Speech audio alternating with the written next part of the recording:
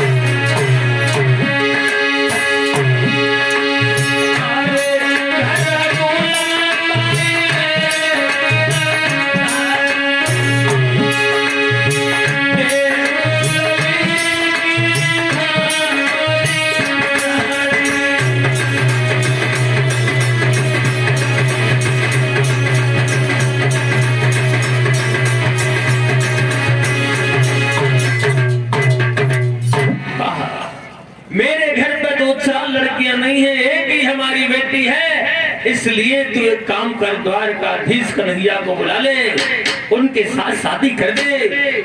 रुकुम कहने लगा पिताजी, जिसका नाम सुनने से हमें नफरत है उसी का नाम बार बार लिए जा रहे हो। अगर कन्हैया हमारे घर में दामाद बन के आ गया तो लाशों के अंबार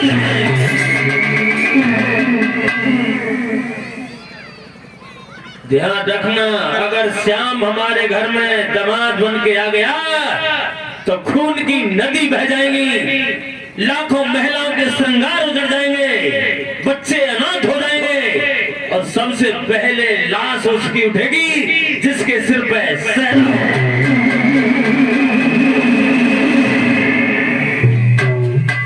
ध्यान रखना सज्जनों।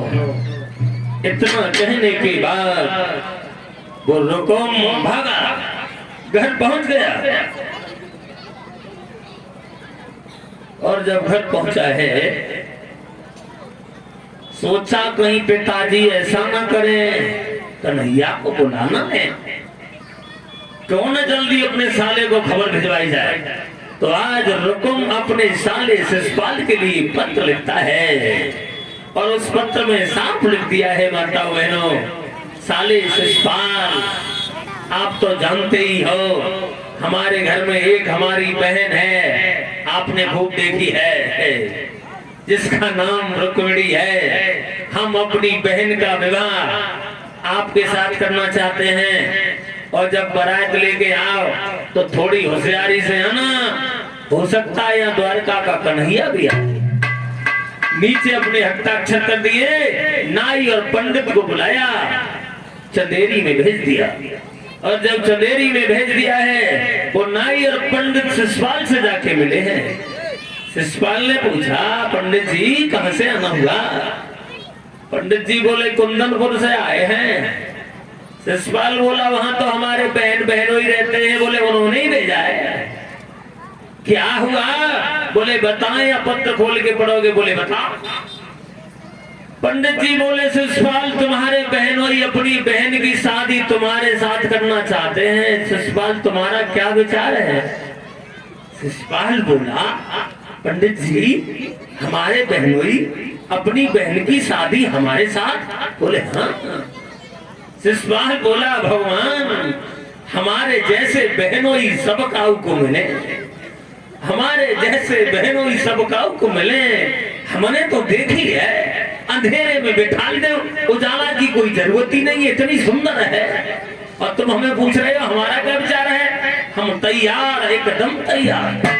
और जब शिशुपाल ने वो पत्र खोल के पढ़ा है उसमें देखा है कि कन्हैया भी आएगा, फिर सोचा ये काय को आएगा, फिर सोचा चलो शादी से पहले चले जाएंगे, शादी करके रुक्मिणी को अपने घर ले आएंगे, बाद में आएगा रह जाएगा। अब शिशुपाल को बहुत जल्दी पड़ी है माताओं बहनों, शिशुपाल भागा, अपनी भाभी के पास पहुंचा, बोला भाभी भाभी दूल्हा बनाओ, दूल्हा। दूल्हा? बोले हाँ। भाभी कहने लगी पागल हो गए? बोले पागल नहीं, दूल्हा बनाओ। न कहीं कोई लगन आई न कोई खबर आई, सीधे सीधे दूल्हा बन के कहाँ जा रहे हो? बोले तुम्हें नहीं मालूम, हम बता रहे हैं, हमारे बहनोई ने अपने बहन की शादी हमारे साथ तय कर दी है, हम अपने बहनोई की बहन से शादी करने जा रहे हैं। भाभी समझाने लगी शिशुपाल पागल नहीं बना, कोई भी बहनोई अपनी बहन की शादी अपने साले के साथ नहीं करता है। शिशुपाल बोला अगर नहीं मानती तो पत्र खोल के पढ़ लो। और जब पत्र पढ़ा, भगवान कन्हैया का नाम देखा, तो भाभी कहने लगी शिशुपाल कन्हैया से लड़के पेश नहीं जाएगी, इसलिए नहीं जाओ। शिशुपाल नहीं मान रहा है, कहने लगा हमें पता है तुम जल गई, तुम जल गई, इतनी सुंदर है, अंधेरे में बिठा दो, उजाला की कोई जरूरत नहीं। अब जब शिशुपाल नहीं माना तो भाभी भाग के गई है, 2-4 लड़कियों को बुला लाई, शिशुपाल को दूल्हा बनाया जा रहा है। और जब दूल्हा बनाया जा रहा है वहां अशगुन होने लगे हैं। कैसे?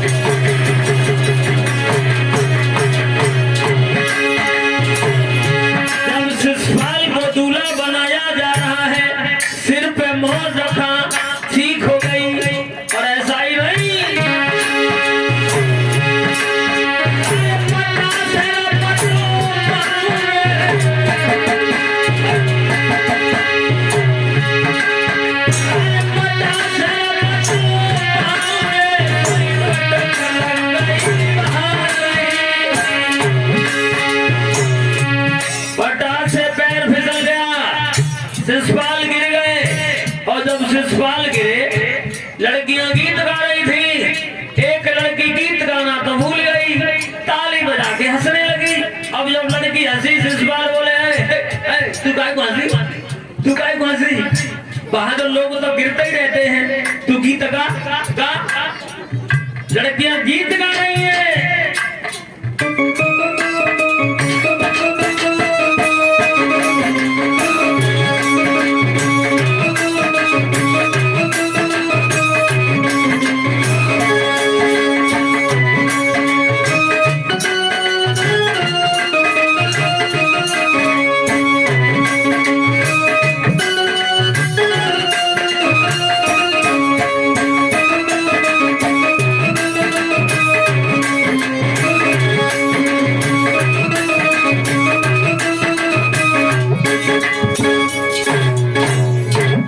शिशुपाल को दूल्हा बनाया जा रहा है सज्जनों।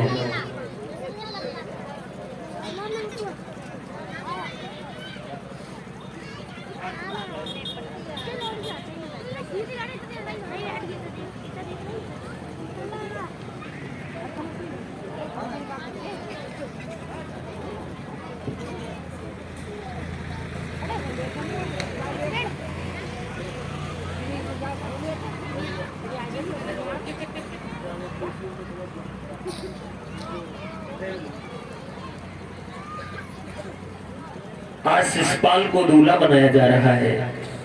अब जब दूल्हा बनाया गया है सज्जनों, हुआ क्या?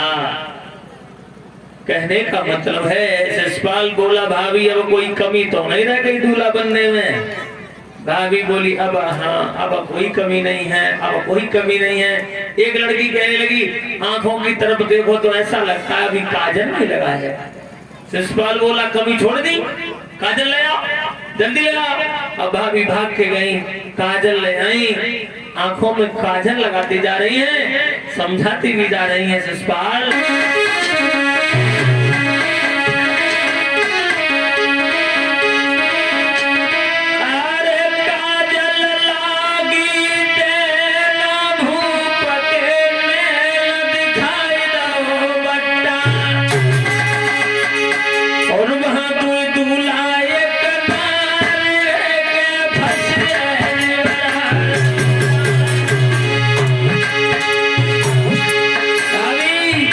समझा रही है शिशुपाल मान जाओ,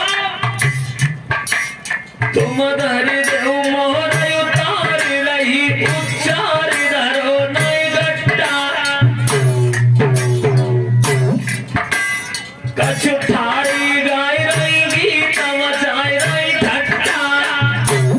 ऐसा ही नहीं, भाभी बोली शिशुपाल ना मिले हैगी रुकी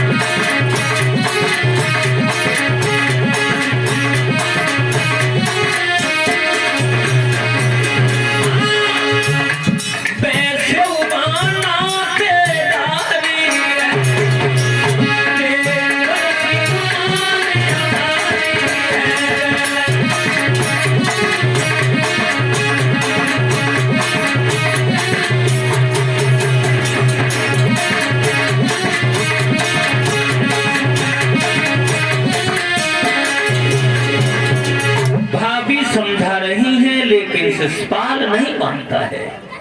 बारात की तैयारियां कर रहा है। परीक्षित जी इधर श्री सुखदेव जी महाराज समझा रहे हैं। आज शिशुपाल ने अपने मौसी के लड़का दंत वक्र को खबर भिजवाई। किसे? दंत वक्र को। दंत वक्र शिशुपाल की बारात में फौज लेके शामिल होता है। मगध के रहने वाले जरासंध के पास भी खबर गई है। जरासंध भी शिशुपाल की बारात में शामिल हुआ है। और जब बारात चली है तो देखिए बारात तो आजकल भी जाती हैं, है ना परिचय जी। बारात तो आजकल भी जाती हैं, लेकिन पहले की बारातों में और अब की बारातों में भी अंतर आ गया है। हमारे बड़े बूढ़े लोग बताते हैं कि पहले जब बारात जाती थी तो 2-3 दिन रुका करती थी, तो अब तो किसी के पास टाइम ही नहीं है। टाइम नहीं है, क्या नहीं है? टाइम। देखिए, इंसान के पास किसी चीज की कमी नहीं है, कमी है तो सिर्फ टाइम की कमी है। न धनधाम की कमी है, न संतान की कमी है, कमी है तो सिर्फ टाइम की कमी है। टाइम की बड़ी भावई है। देखिए, आप जब आजकल बारात जाती है, जो हमारे युवा साथी बारात में जाते हैं, देखा होगा तुम लोगों ने, अब पहनावे में बहुत अंतर आ गया है। जब ये पैंट पहन के जाएं और पीछे से कहीं बैठ जाएं, तब पीछे से देखो कितने सुंदर लगता है। उनकी बात तो छोड़ो, देखो वैसे हमने खुद देखा है, कहीं कहीं सो बता रहा है, तुम्हारे यहाँ की बात नहीं कर रहे। देखिए, पहले की माताएं, लोग बताते हैं कि पहले की माताएं जो बेलौज हुआ करता था वो यहाँ तक का हुआ करता था। भगवान की कृपा भई फिर वो यहाँ आ गया, और ज्यादा कृपा भई फिर यहाँ पहुंच गया, और कृपा हो गई तो पीछे रस्सी सी और लटकी होती है, और समझ में नहीं आता है भगवान ये क्या है। देखो, तब हम बहुत दुखी हुए। एक बार हम बारात में गए, बहुत कड़ी सर्दी पड़ रही थी, जनवरी का महीना था, बहुत सर्दी थी। अब तो सब कपड़ा पहने तो ठंड ना रुके, बेहाई बेचारी पूरे शरीर में कोई कपड़ा ही ना है, छोटे छोटे कपड़ा, भगवान ने ठंडी ना आते। तुम लोगों ने भी देखा होगा, हम कोई नए नए हैं, नहीं बाहर के हैं। देखिए, बहुत अंतर आ गया है। बारात आजकल जब बारात जाएं तो महीनों पहले से तैयार होते हैं लोग कि हम बारात में जाएंगे। अब जब दूल्हा बारात में जाता है तो दूल्हा तो वीआईपी होता है, क्योंकि उसकी बारात है भाई। अब दूल्हा तो वीआईपी है ही, लेकिन उससे ज्यादा बारात ही वीआईपी है। गुरुदेव जी ये गीत गाया करते थे,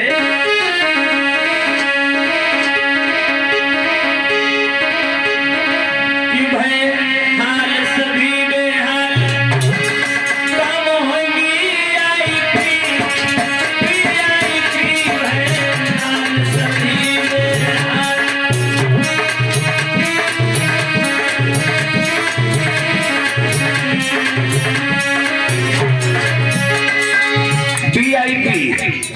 काम वीआईपी होने चाहिए, चाहे हो कुछ जाए। वीआईपी जब किसी की बारात जाए, वीआईपी दूल्हा बन जाए, वीआईपी जाए बारात। दूल्हा वीआईपी, बारात वीआईपी, और बे अलग पजामा पहने फिरता है, बैंड दबाए सो। अरे वीआईपी दूल्हा बन जाए, वीआईपी जाए बारात।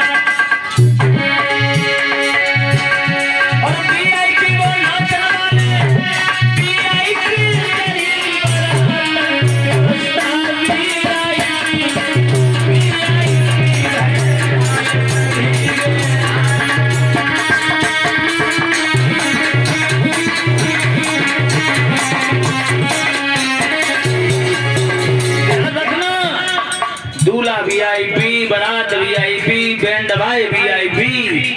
अब जब सब वीआईपी बारात पहुंची वहां जहां जा रही थी, वहां और कहां। अब जब सब वीआईपी तो उधर व्यवस्था वीआईपी, व्यवस्था वीआईपी, बफर सिस्टम देखा होगा तुम लोगों ने। बफर सिस्टम में कभी कभी तो प्लेट ना मिल पाती है। देखिए, एक बार हम बारात में गए तो उस बारात में 2-4 बड़े बूढ़े रहे। अब कहने का मतलब है, अब बारात जब छूटी, अब बताई कि नाश्ता तैयार है, नाश्ता कर लो। अब बेचारे बड़े बूढ़े को तो नंबर ही नहीं है, तो पहुंचे तब तक तो गायब। अब हमने पूछी, बाबा कछ मिलो? बोले हाँ। कहाँ मिलो? बोले ना धक्का तो मिले, जाके लावा और कछ मिलो। देखिए, पहले के लोग बड़े अच्छे हुआ करते थे, इज्जत से बिठाल के दावत दिया करते थे और बड़े प्यार से कहते थे और ले लो और ले लो। अब वे कहते हैं रुक जा बनाया तो, अब वे कहते हैं लाओ। कितना अंतर हो गया ना। जबरदस्ती हो रही है। पहले के लोग बड़ा सम्मान से खिला देते, एक और ले लो, एक और ले लो, बराबर। बहुत अंतर है। जब सब वीआईपी तो फिर वे कहां पीछे रह जाएं। तो जिनके संग शादी हो रही थी सो,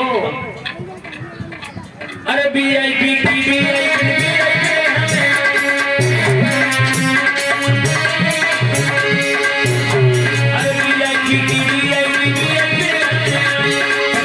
मैंने कल बताया था, ऐसे ऐसे तो साड़ी चल गई हैं कि दूर से आती हूँ तो यही समझ में नहीं आता ये मच्छरदानी ओढ़े आ रही हैं या फिर साड़ी पहने आ रही हैं।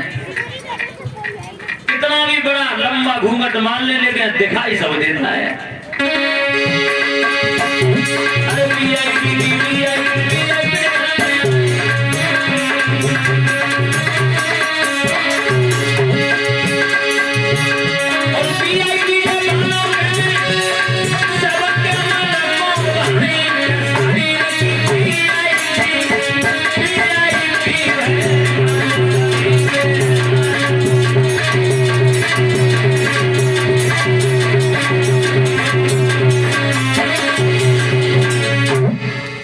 शिषपाल बारात लेके चल देता है परीक्षित जी।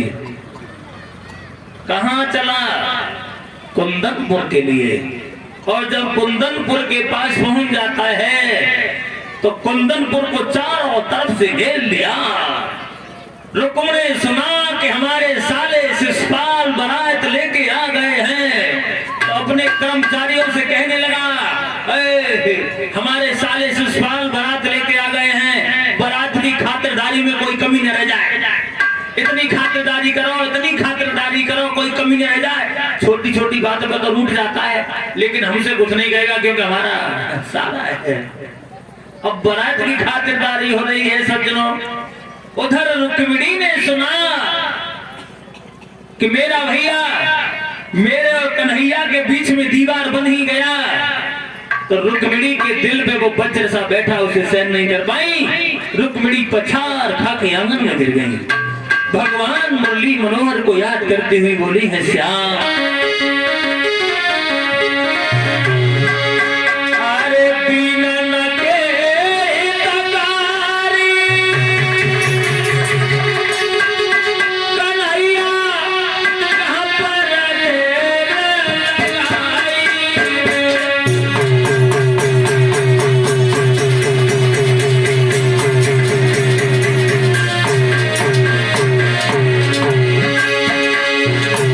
रुक्मिणी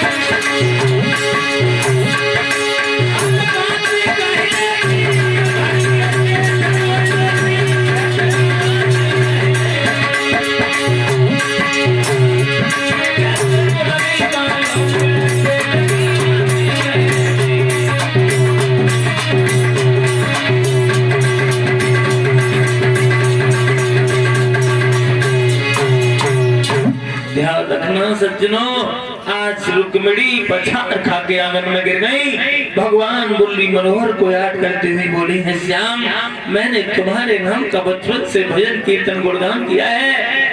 आज रुक्मिणी बैठी बैठी रो रही हैं परीक्षित जी। तब तक एक बूढ़े से ब्राह्मण का आना हुआ है। आवाज लगाई, रुक्मिणी निकल के बाहर आई। ब्राह्मण कहने लगे, क्यों, हमें ऐसा लगता है तुम्हारी शादी हो रही है, तुम रोका क्यों नहीं हो? रुक्मिणी बोली, पंडित जी शादी नहीं हो रही है। क्या हो रहा है? बोले जीवन की बर्बादी हो रही है। हैं? बोले हाँ, क्यों? बोले मेरा भैया मेरी शादी अपने साले के साथ करना चाहता है। और तुम क्या चाहती हो? बोली मैंने अपने हृदय का पति भगवान कन्हैया को मान लिया है। कन्हैया? बोले हाँ। कन्हैया को देखा है? हाँ देखा है। हाँ हाँ। कहाँ देखा? देखा है। आए? नहीं आए। जब नहीं आए तो कहाँ देख लिया? बोली देखा है। जब आए नहीं तो देख कर लिया? बोली देखा है। कहाँ देखा? बोली पंडित जी कि सपने में। कहाँ देखा है? बोली सपने में। पंडित जी बोले लगता है पागल है।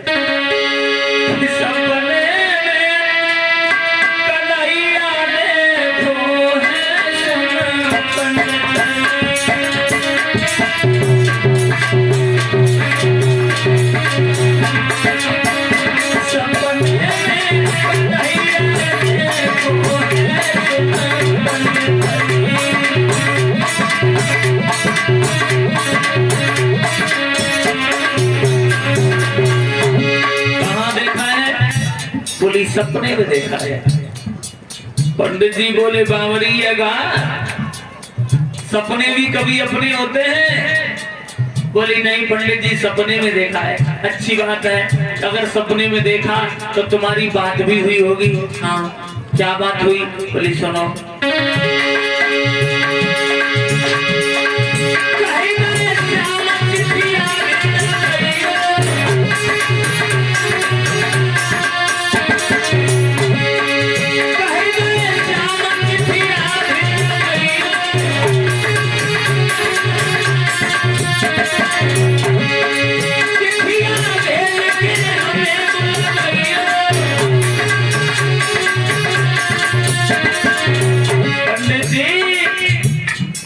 एहसान आप ही कर दो। क्या आप एक काम करो, क्या करना पड़ेगा? बोली पंडित जी तुम ले जाओ मेरो